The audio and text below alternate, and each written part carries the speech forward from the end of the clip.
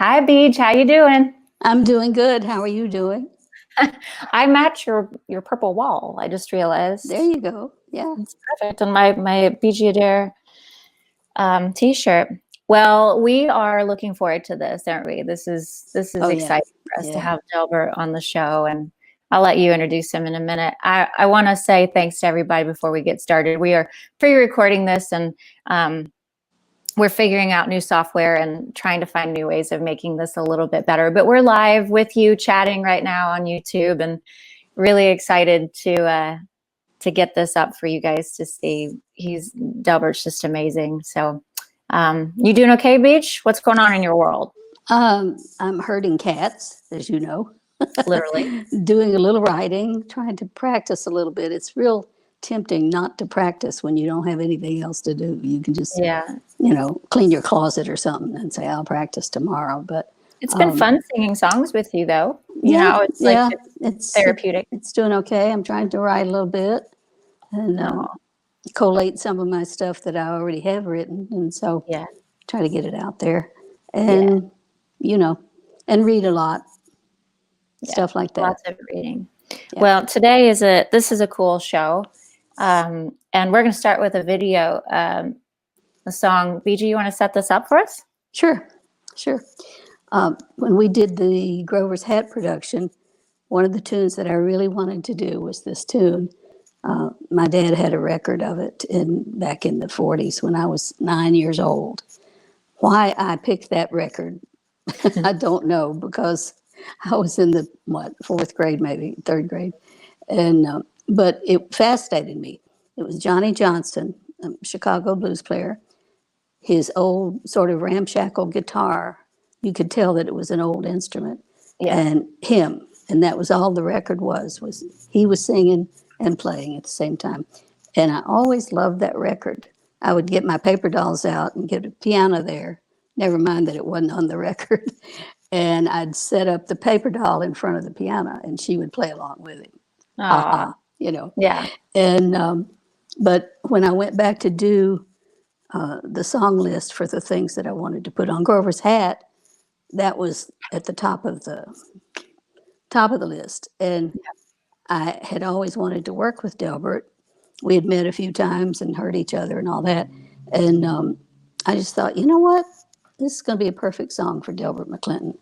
And he walked in on a Monday morning, sang through it once. We all made sure we knew what was going on, the rhythm section and everything. And then down it went. Two takes. And it's a really fun track. I played some organ on it later on, little background stuff. Yeah. And everybody had a great time, and he did a beautiful job. So he did. Here's Delbert with Tomorrow Night.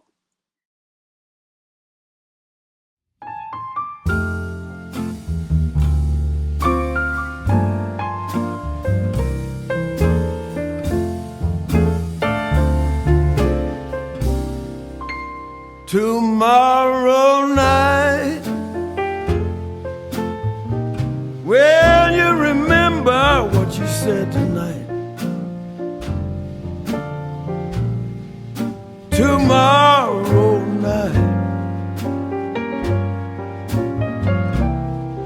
will all the thrills be gone? Tomorrow night, will it be just another memory,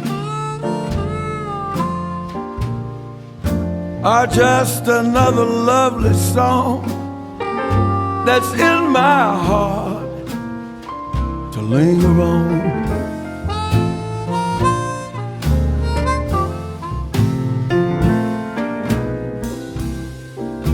Your lips are so tender, your heart is beating fast, and you willingly surrender. Tell me, darling, will it last? Tomorrow night, will Will you be with me when the moon is bright? Tomorrow night, will you say those lovely things you said tonight?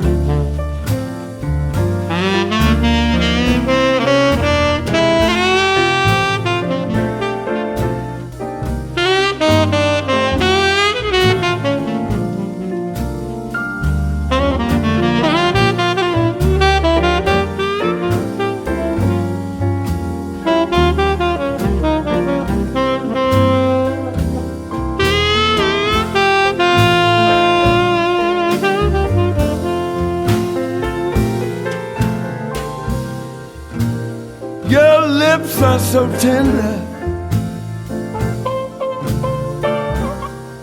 and your heart is beating fast, and you willingly surrender. Tell me, darling, will it last tomorrow night? Will you be with me when the moon is bright? Tomorrow night, will you say those lovely things you said tonight?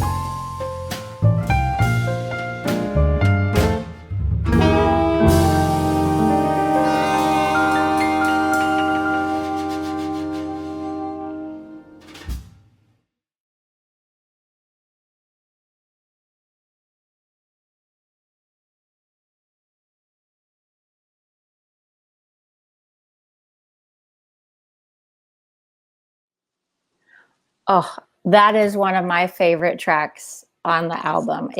Mine too. And the photos, we had a wonderful photographer who took most of those photos, James Horner. He is such a talented individual, and I failed to thank him on that video, but he's wonderful and deserves accolade for what he did. And the photos, most of the photos you see in the album are his as well. So anyway, well, why don't we bring on our guest? Why not? You want to say a little something about Delbert before we bring him on, or should we just throw him into the deep end here? I think he's, well, first of all, he's a really nice guy. He is funny. He's real and smart. And, but I think he's one of the major blues singers, or major singers anyway, around the globe. And if you get a chance to see him in person, don't miss it. So, yeah. All right. Let's say hi to Delbert. All right. Delbert. Hi. Hey. Magical. Pretty good. We're doing fine. Well, we're rocking this time. Oh yeah, we're rocking it. We're rocking it. It you know, sometimes it's just like in the studio. You've got to do things a few times to get it right. So we're still working over here. That's true. Cool. So how you doing? As far as I can tell, I'm doing great. You look fine. You know, I'm kind of. This is kind of my ambition, is to get to stay home and not have to do anything. Yeah. Right. So I'm okay. Yeah. Cool. Well, we are just having a good conversation here, and I know you two have a lot to chat about. I'm going to pull myself off of the screen and just let you guys chat for a little bit, if that's okay with you. Fine with me. Sure. You know, we were talking the other day in a conversation about the kind of gigs that you have to get when you're starting out or when you're building a career, and how many things go right and how many things go wrong, and also things that people say to you and circumstances that you run into. So can you talk about your career a little bit and Well, you talk know, about how things come about? well, the way it came about for me, and I think for most people, is when we first started out, it wasn't anything about the money. It was, will you let us play in your beer joint tonight? Yes, yes. Let us play. And a lot of times, though I can remember the club name, the club owner would say, "Well, y'all come out and play this weekend for free. If we like you, we'll hire you next week." Right. And that was okay Yeah, yeah, it because was. the important thing was getting to play in front of people. That's true. And you know, and I think you do an awful lot of that in a career, Mhm. especially if you don't have, if you're not set up to begin with. You know, That's true. It's a learning process. right. Yeah, So you know, it's just part of it's part of the adventure. it Of course, is. it and it's very. I think you come up with I think there's a lot of great inventions in doing it that you find better ways to make it work. I can remember in the '70s, I was traveling with a 5-piece band, me and 4 other guys. I had a Chevrolet pickup truck with the mattress I was born on in the back of it and a camper top, which which meant that it was better than the station wagon because at least 2 guys, even 3 if necessary, could sleep in the back while you're going down a road. Mhm. That was an upgrade for us, you know, Right. and you know, an upgrade's an upgrade. Yeah, So you know, yeah. it's all relative, you know, and so you know, good things were not always advantageous, but I wouldn't trade any of it. I Oh, really. me either.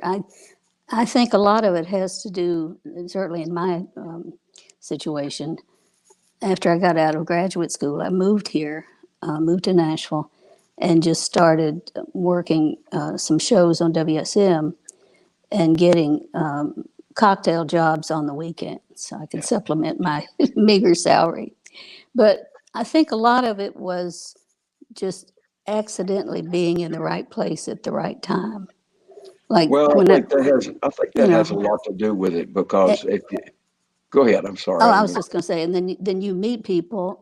As a matter of fact, I did a seminar not long ago, and one of the kids said, "What do you do if it's a bad gig?" And I said, "You learn something from it, even if it's a bad gig, and you might meet somebody in that band that you hadn't met before, and maybe they'll call you for another gig." So Sure. that's how kind of how it works, Well, is that that's exactly you how it works. You know, network. Yeah, you yeah, you've got to expose yourself to it.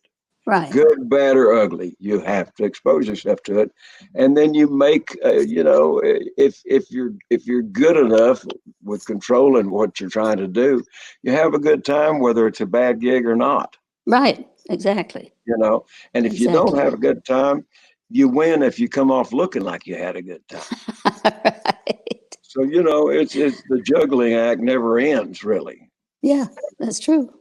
That's but true. that's okay. That's what it's all about. It's your own, you know, and Yeah, so it's time to perform. If you're not ready, absolutely. well, then it shows. Yeah, that's true. I remember the things that I did a lot were cocktail gigs with a small band, like trumpet, tenor, piano, bass, and drums kind of thing, Right. playing for dances. Yeah. And we all rode in the leader's car, and I sat in the back with the trumpet player, the alto player, and the instruments. So I went miles and miles with saxophones on my lap, you know, and the leader and the girl singer were in the front. So all 5 of us were going to do proms and things all over Tennessee, you know, and you get home at 4 o'clock in the morning. But the playing was fun. Yeah. And this particular leader, he was a trumpet player, and he knew every tune in the world. And if he called a tune that I didn't know, I'd say, "Carl, I don't know that tune. I don't, I, you know." And he would say, I'll walk over and stand beside you, and I'm going to tell you the chord changes in between. And he taught me so many tunes. Yeah. It was just wonderful. He was just an encyclopedia. So, Well, those are the guys that's, you need. Those are the guys you need. yeah, And that's right. without them, you were really on your own. Oh, yeah. And Oh, yeah. I can't imagine not having those people that you can go to that that give you the strength to keep going. You know. Right. I remember back in Fort Worth in the early '60s. Uh, uh, this guy who make records around town, he was kind of a bargain basement Colonel Tom Parker, and he would call me because he'd call me to get guys together to play on his new artist that he wanted to record, and that was some stuff, boy. I mean, boy, he would bring anybody in. That's great. Yeah. But he well, he was just a piece of work. But I remember he came. The story of what I was going to say is the engineer on those was a guy named Bob Sullivan, and Bob Sullivan used to be the audio engineer on the Louisiana Hayride. Oh, yeah. So I know he that, had John. story after story, and I would go down. I made the jobs that I had were mainly something a smart monkey could do. Like I drove a delivery truck for a brake and clutch place, you know, that'd take parts out to stores around town. So I just was driving around town all day and writing songs, and so those kind of things mean a lot. They're not so much at the time, but I started carrying one of those little tiny spiral notebooks about that big. Years ago. I bet I've got 7 or 8 of them, and they're worn out. And I wrote things on the side, at the bottom, and in the back. And I've got. I can remember. I can look at those little books and remember sometimes where I was when I got that idea. Yeah. Yeah. And so it's all parts, just pieces and parts. It is. It is. I have a lot of notebooks too, and some of mine contain anecdotes that I came across. You know, and I was going to tell you about one band leader that I worked for in the country club kind of world, or the Elks Club or things like that. Yeah. He was a basketball coach and taught, and then he played in his spare time. But he loved to play. He wasn't all that great, but he was solid in terms of hiring you and all that. Yeah. But he always wanted you to be available no matter what. So he called me one day. I'd been off and on with him, with his band for about a year, just every once in a while. And he called and he said, I've got this big gig at this country club, and it's on August 31st. And I said, Bob, August 31st, I'm getting married that day. Big silence. And then he said, well, what time are you getting married? Maybe you could do both of them. So, yeah. It just, you know, when you get together with musicians, I think we all talk about these stories, and some of them are really comedic. And, well, it's talking you know, shop. yeah, You know? yeah. And we have a lot of things that people say to us and things like that they probably, you can't make it up, like Dave Barry says. Well, I think one of the big differences between what you do and what I do is, in what you do, there's no shuck and jive. It's got to be right there. And the way I came up doing stuff, I just counted off, telling them what tempo I wanted, and sang song different key, you know, and off we go. But, Yeah, well, but you learn, you know, yeah, But to me, there's nothing better than somebody playing music like you do. oh, thank you very much. Well, it's just there's nothing false about it. There's nothing. silly about it. There's nothing but the truth, you know. Well, I'm partial to the the American Songbook with all Oh, the Cole Porter and well, so George am I. Gershwin, Johnny Mercer, and people Yeah, like that. And it I was lucky that I had a mother and a father that really loved music. And my dad listened to country music and Western swing mostly. yeah, And my mother listened to the big bands and the singers like Rosemary right. Clooney and people. Yeah, And yeah, I just heard all of it. It just came in my ear. yeah. Nobody told me one way was better than the other.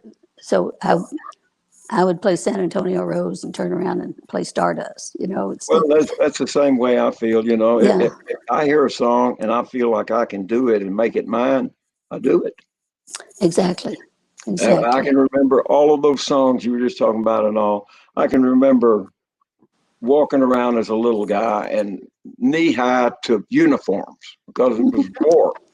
It seemed like everybody, I didn't know then what soldiers were particularly, Yeah, or why all these people were dressed in these uniforms. Of course, I understood it eventually, but in the beginning, when I was just a little guy, it was just, it was something that stuck with me. When World War II was over, I was at my grandmother's house downtown Lubbock, Texas. hmm Right, Lubbock was a little bitty town. They had still not real big, but we were at my grandmother's house, and we were down just about 2 blocks or a block and a half from the tallest building in town was the Lubbock Hotel, where they were shooting off fireworks. But I was standing out on the sidewalk, and there was 3 soldiers came walking down the street, and they were having a good time. I bet. And Yeah. they got to me, and one of them took his tie off and put it around my neck, and they just kept walking. Oh, I have no idea whatever happened to that, but I can see it right now. They yeah. were walking by. He looked at me and took his tie off and put it around my neck, and they kept going. That is poignant. That is so good. That reminds me of something that happened to me when I was 7. I had an aunt and uncle in Chattanooga, and we were visiting them. And my mother and father, most of the time when they went out to dinner or anything like that, I didn't have a babysitter. They let me go. I was an only child. And, and if I got sleepy while they were listening to music, my mother put me in a booth and put her coat over me and I'd sleep. Oh yeah, And, but it stood me in good stead later when I was flying around with Ray Stevens and stuff. I could sleep anywhere, like, right, right. just anywhere. But we were there that night, and my dad and my uncle were getting into the Jack Daniels pretty good. And my dad always liked to show me off. And I was sitting just enjoying everything. And my mother gave me a Coke, and they had a band, a whole big band, kind of a maybe 10 or 12 piece band, Oh yeah. playing dance music. And so when they took a break, my dad and my uncle went up and talked to the conductor. And you could see him sort of wishing this hadn't happened. But they convinced him that my dad's 7-year-old was going to come and play Stardust. And he was like, oh, okay, fine, Yeah, fine. sure. And Get it over so, with. so I got up there on my little feet and I played it was just kind of, the left hand was not doing much. It was just going, don't cheek. But I had the melody right. And I played it all the way through once and started to get off the stage. And this young soldier came up to me, and he was pretty well soused. Yeah. And he had tears in his eyes, and he pulled out a $20 bill and gave it to me. And he said, if you play it again, I'll give you this money. Wow. He said, I'm leaving for Europe in a couple of days. And he was not very happy about it. And so I played it again, and he gave me the $20. And I This is my bought, boy Hank. oh, hey, Hank. Hi, Hank. Hi, Hank. He Oh looks my like gosh. he looks Okay. like Grover, my tabby. Yeah. Anyway, Oh my gosh. They're all pretty similar. I put the 20 in the savings account, and then I bought my first bicycle with it. There you go. And I told somebody that was the first time I ever made money playing the piano, and it stuck with me. You know, that reminds me of a story that my first guitar I got in '57. My mother had 5 sisters. Wow. Yeah, whole gang of them. And her youngest sister. I was living in Fort Worth then, and her youngest sister had been visiting one of the other sisters in Sweetwater, Texas, and they lived in Cocoa Beach, Florida. Well, they came through Fort Worth on their way to, and my aunt says, "Why don't you come home with us and spend a couple of weeks?" And I just thought that was great. So Mhm. I went back to Florida with them, and she went down to the music store. She was my biggest fan back Mhm. ever, first fan and biggest fan. She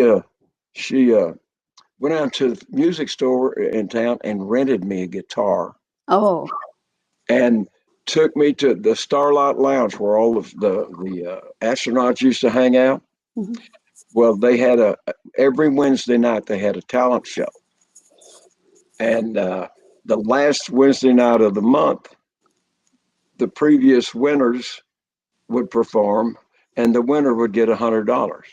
I Wow. got, I won. Really? I won it singing, "Me and my baby, we're going steady." That and well, that's all right, Mama. That's all right for you, you know. And I had $100, more money than I'd ever seen at one time. That's great. And I went back home and went over to T.H. Kahn and bought me a little small mahogany Martin guitar. Give anything if I still had it, but I traded it for an electric, which was altogether. If you got a Martin guitar, you don't get rid of it. Right. Right. Yeah. How But old I were did. you when that I happened? was 17. Well, it's still pretty young to Well, yeah. know all those things. Well, I just, that was probably one of the first. Well, when I won that in Florida, my plan then was to go back home and make a record. No, what happened after I won that thing that night? This woman came up to me, gave me her card, says she was with Capitol Records, Hmm. and wanted me to send her something to listen to.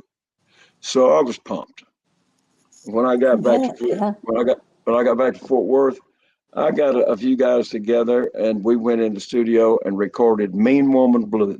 Oh,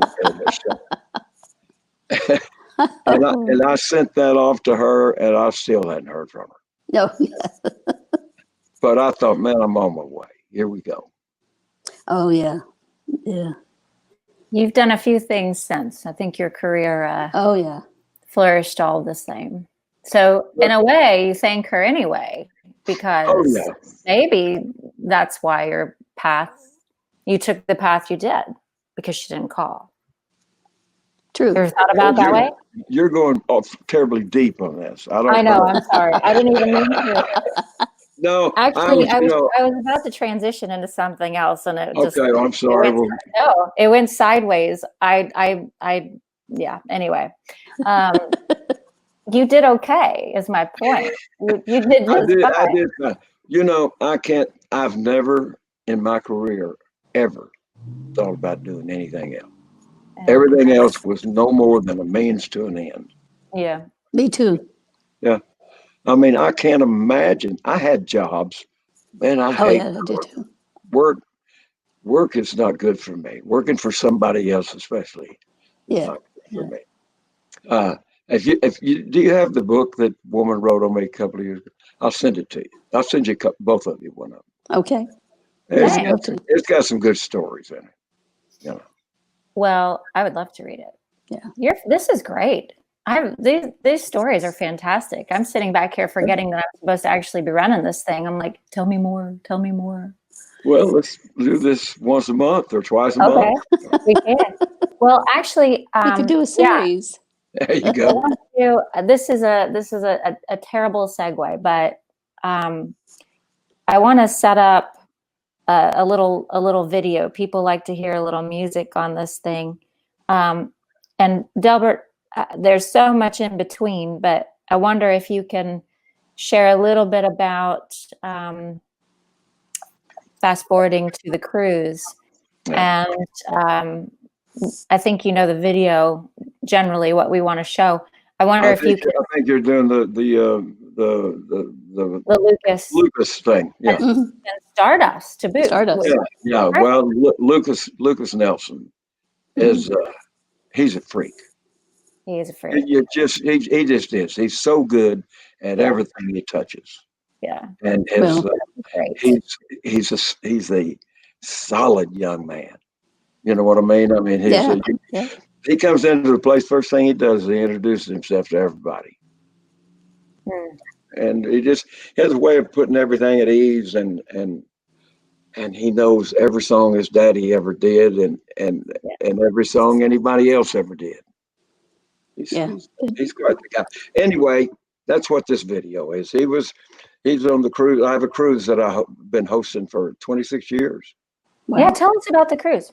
Well, it's I did a cruise the year before I started mine. I did 2 years before that. Went on a cruise, somebody else's cruise, a blues cruise, and it was all blues music.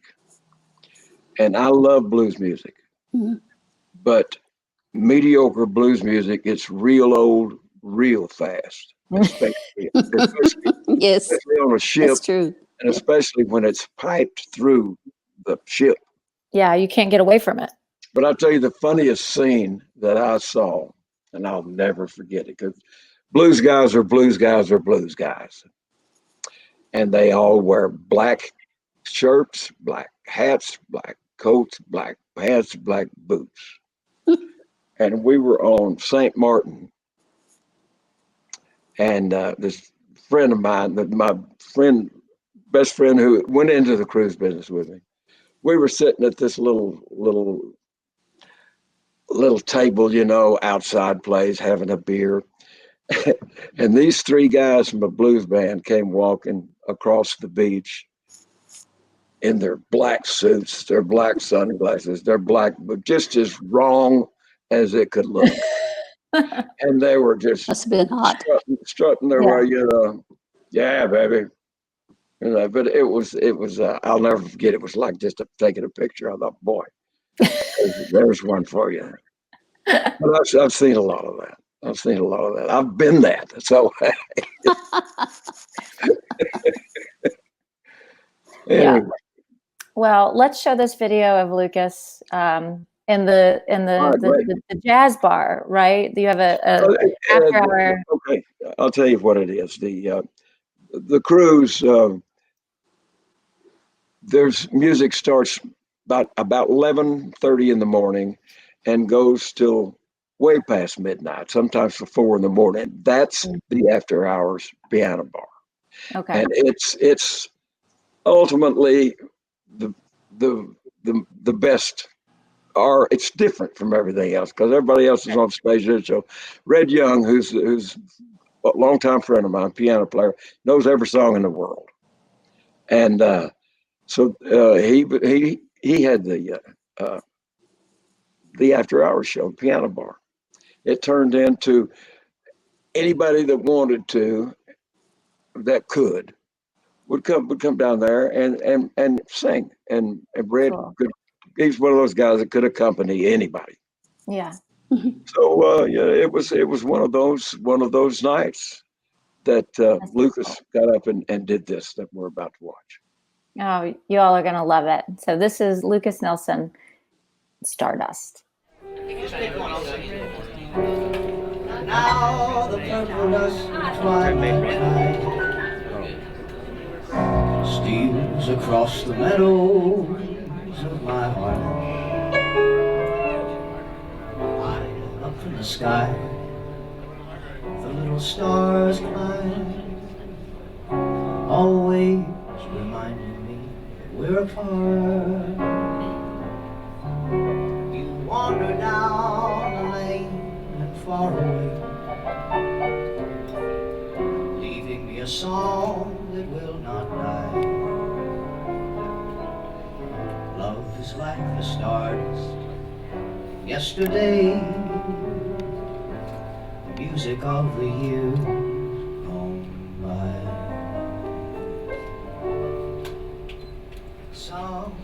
Sometimes I wonder why I spend lonely nights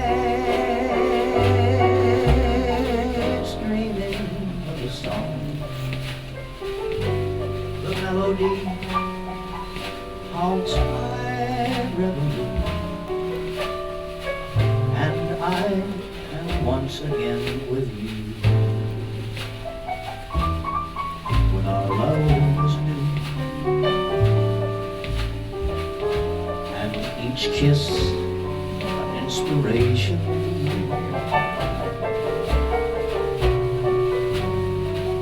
But that was long ago.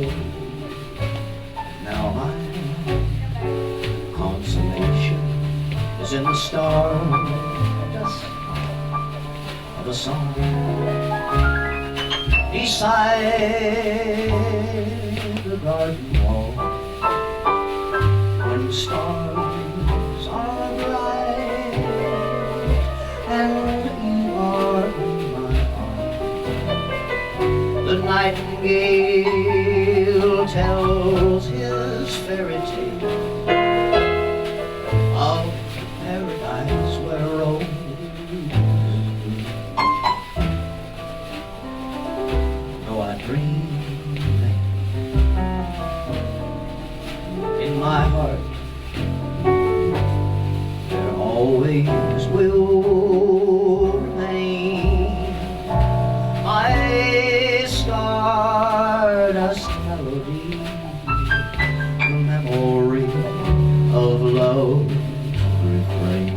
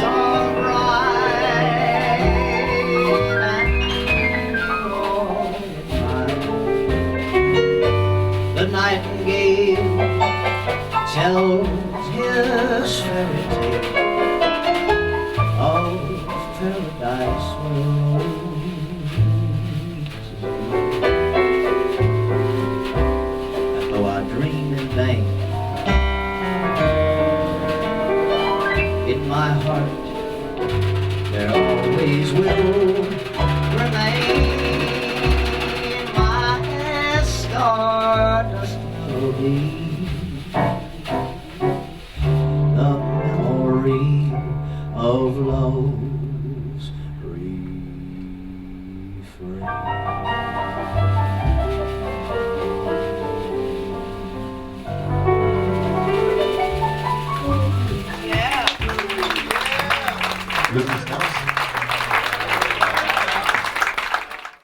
that voice. He sounds just like his daddy. It's unbelievable. He is a freak, and he's cute. I don't know if he's single or not, but I'm just saying he's very cute. We love Lucas. He's devilishly handsome, as my wife. Yes, I agree with Wendy completely. And we haven't met him, but he's a mutual connection. He's a fan of Bee Gees, and we have become a fan of his as a result. Oh, great. Yeah. You should get a hold of him. He would do this. He would love this. Yeah. Oh my gosh. Yeah. That would be so cool. Would. You'll have to come back on and we'll all do it together. Great. How do you feel about that? Maybe by then Wendy will be the producer of this whole thing, and then I can just sit back. No. It's your baby. I don't get to have her enough as it is. Okay, so. Fine. I'll keep doing it then. You're doing great. Well, got the equipment now. Well, here's hoping. We'll see. But I'm always interested in hearing the BG talked about anecdotes earlier, and you told some funny stories. But when we talked earlier in the week, you shared a really funny story about Jerry Lee Lewis. Which one? I told you two. Oh, the one about the piano bench. The one without the piano. The one with opening the show for Willie. Yeah. Yes. Yeah. Will you share that story again? Because that sure. is so funny. This was, I don't know, 50 years ago, something, whatever, how long ago. I was opening a show for Willie in Memphis. And we had finished, and Willie had been up about 30 minutes. And back in the day, with all that, on Willie's show, Willie and family, people were just sitting everywhere on the stage and here and there, not just anybody, but the people backstage were. So Willie was up there playing, and I was sitting back right next to Paul. In fact, we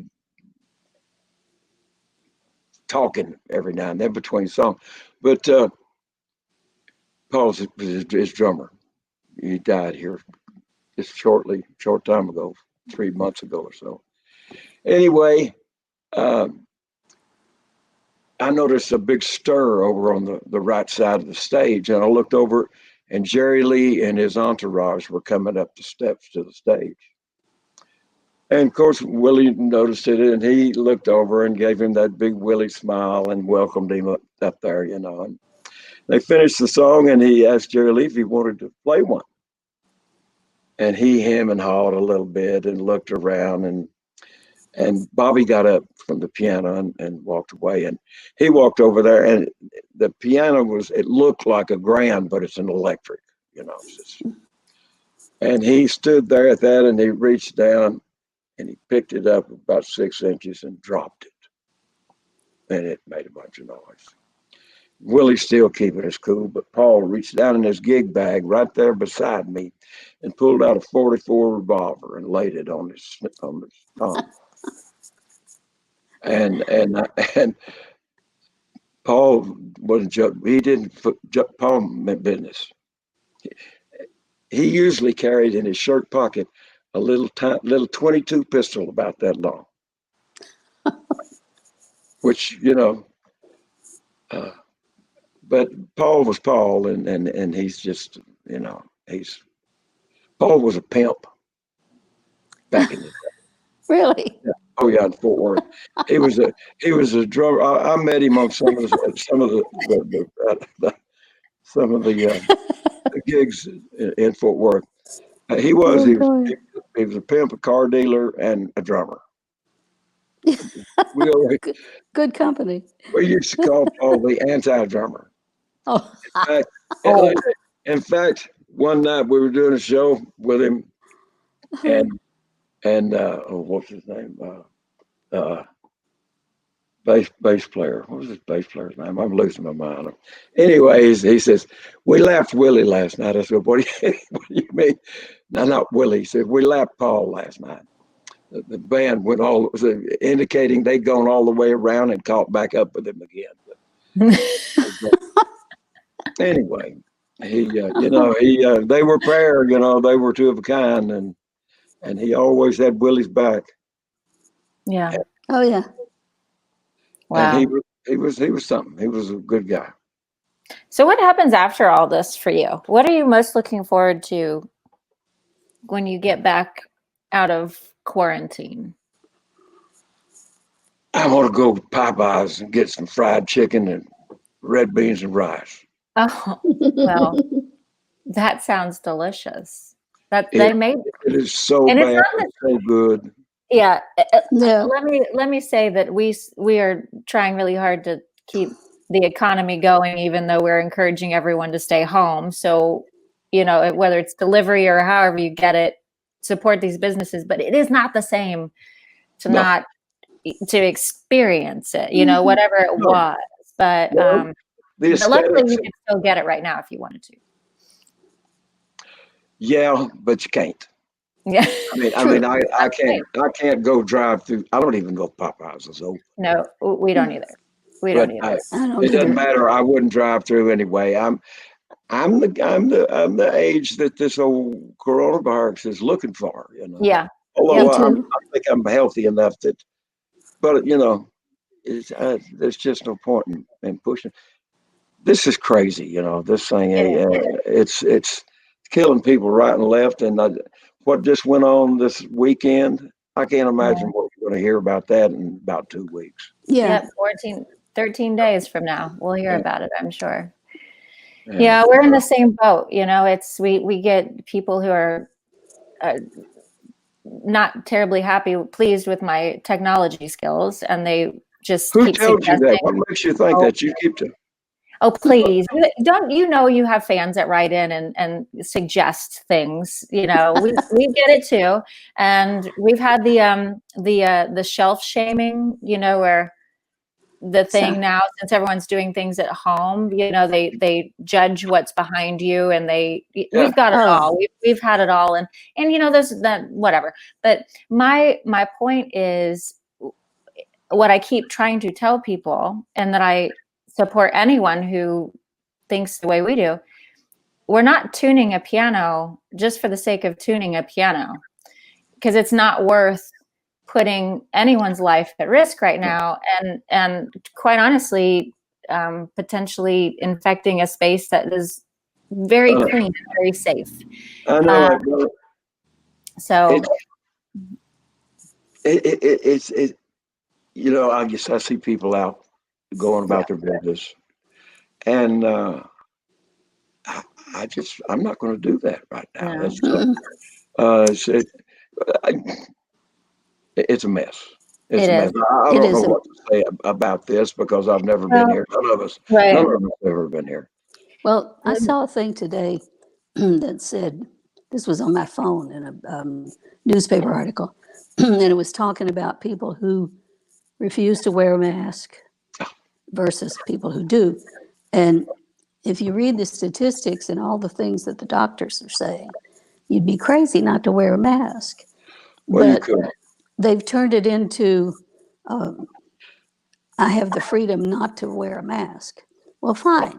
If you don't want to get it, fine. But you're going to give it to somebody else. So it's like, look out for your neighbor kind of thing. Well, and it's crazy. It is crazy, but people are crazy. Oh yeah, they are. It's a skull vulture out there when it comes down to it.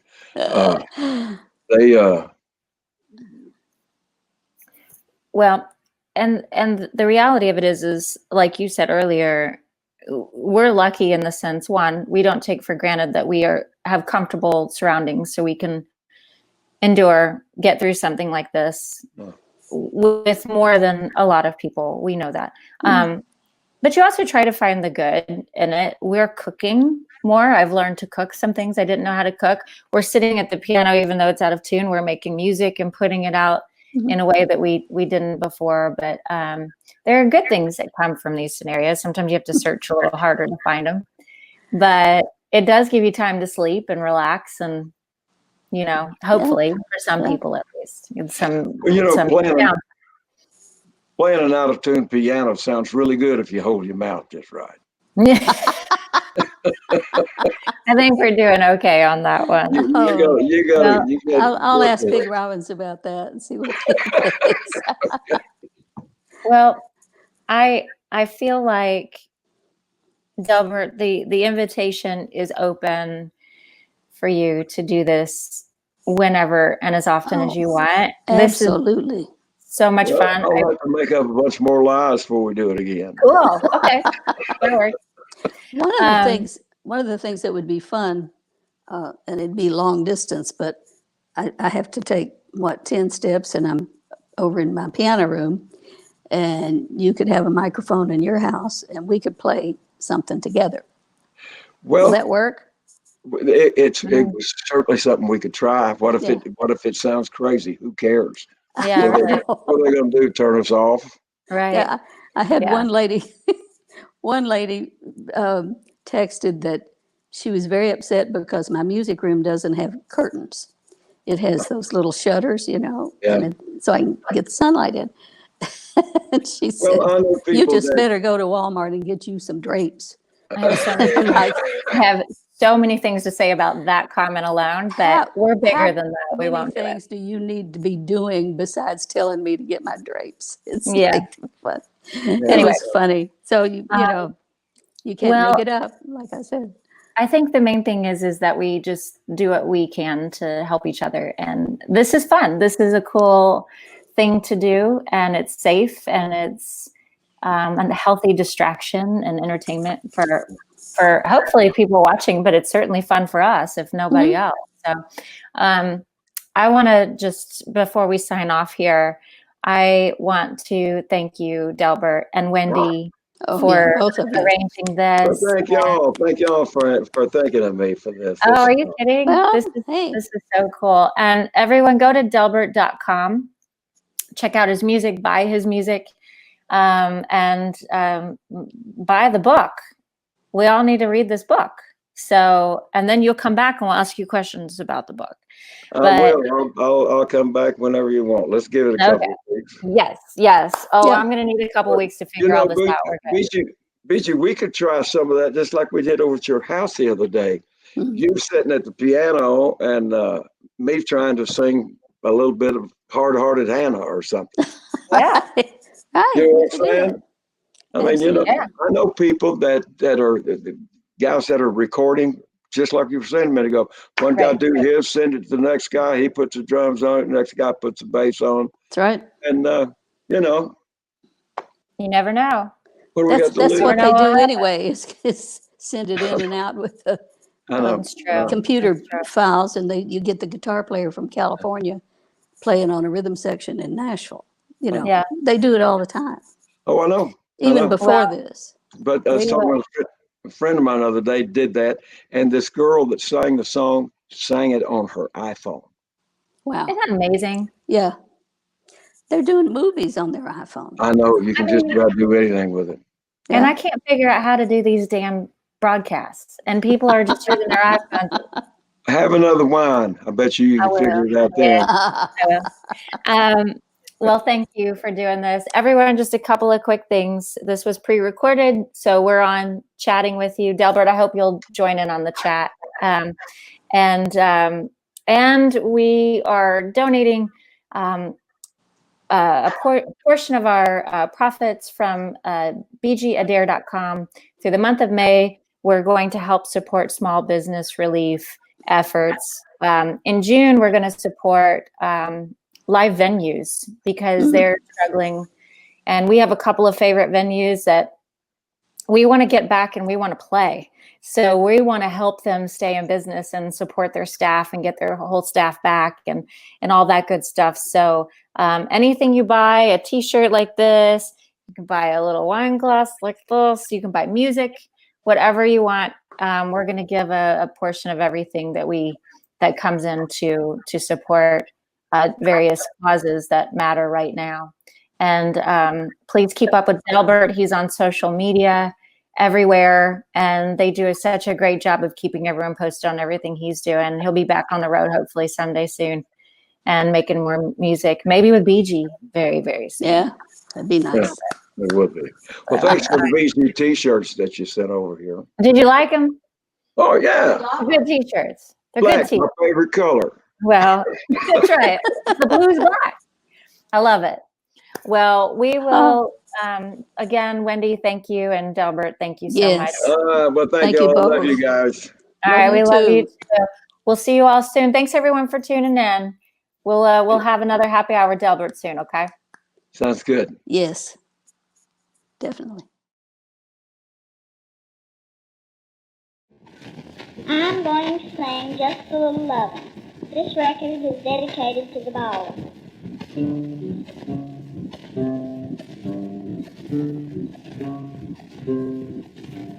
Just a little lovin' will go a long way, and you'll make me happy the rest of my days.